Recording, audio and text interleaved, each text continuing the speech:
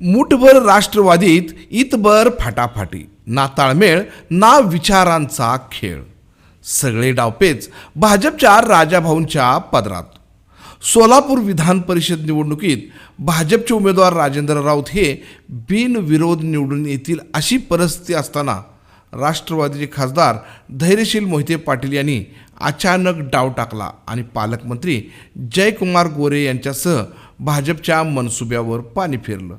पण या विरोधाने नेमकं काय साध्य केलं या प्रश्नाचं थेट उत्तर फक्त विरोध करणे एवढंच.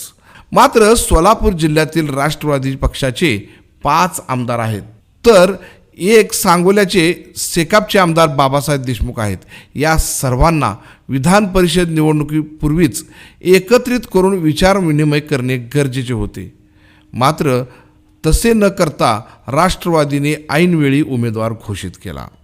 परंतु जिल्ह्याचे नेते समजले जाणारे खासदार धैर्यशील मोहिते पाटील यांनी उमेदवारी अर्ज मागे घेईपर्यंत जिल्ह्यातील एकाही आमदारासोबत कोणतीही चर्चा केली नसल्याचं बोललं जात आहे. मग कसला पक्ष, कसली संघटन आणि कसला डावपेच अशी भूमिका सध्या पक्षातीलच लोकप्रतिनिधीकडून बोलले जात आहे. आज माढ्याचे आमदार अभिजित पाटील यांनी बोलताना आपली खंत बोलून दाखवली की विधान परिषदेसाठी निवडणूक लढवणारे वसंत देशमुख यांनी आधीच पक्षाच्या पाठीत खंजीर खुपसले आहे. मग 50 वर्षामध्ये पंढरपूर पंचायत समितीवर राष्ट्रवादीची सत्ता येणार होती. त्यावेळी याच वसंत देशमुख भाजपला मॅनेज झाले आणि राष्ट्रवादी सत्ता येता येता राहिली. मग अशा उमेदवाराला आम्ही कसं मतदान करायचं हा प्रश्न त्यांनी उपस्थित केला. पाहूयात याबाबत आमदार अभिजित पाटील यांनी कशा प्रकारे आपली भूमिका मांडली. तर अजून तरी त्या ठिकाणी आम्ही शरदचंद्र पवार साहेबांच्या भेट झाल्यानंतर याच्यावर निर्णय घेणार आहे. आत्ता तरी आम्हाला कोणी संपर्क केला नाही. तिकीट कोणी दिलं, कोण उभा राहिले, अजून तरी अधिकृतरित्या आमच्याकडून कोण आलेलं नाही. आणि ज्यांनी कालची आमची पंचायत समिती तुतारीची पाडली त्यांना त्या ठिकाणी मदत करावी अशी आमच्या लोकांची भूमिका नाही.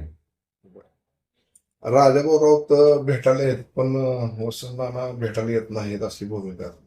नाही, राजेभाऊ राऊत साहेबांचा मला फोन आला होता आणि मी पांडुरंगाच्या दर्शनाला आलोय आणि भेटायचे, परंतु मी मुंबईत होतो त्यामुळे त्यांना परत मी भेटतो म्हणले. त्यांचा फोन आला, त्यांची माझी 20-25 वर्षाचा संबंध आहे, परंतु इकडून कुणीही संपर्क केला नाही आज तारखेपर्यंत. आतापर्यंत कधी फोन आला नाही. त्यामुळे त्यांना गरज नाही, ते निवडून आल्यासारखं असल्यामुळे ते काय मागत नसतील मत आम्हाला.